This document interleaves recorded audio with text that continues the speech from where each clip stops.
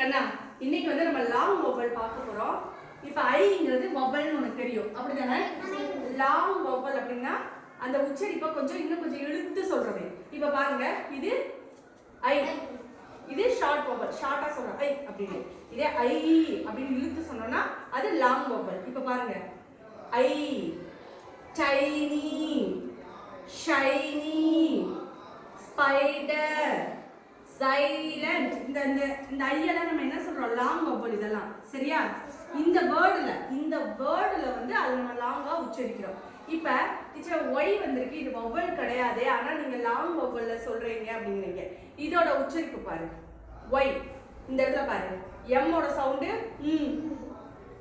ஒய்யோட sound I, my, I, my, I, my அப்படி சொல்ல மாட்டோம். My, my, cry, by, July, Y. இது வந்து லாங் வவல் பார். இந்த இடத்துல உச்சரிப்பு ஐ. சரியா? புரியுதா?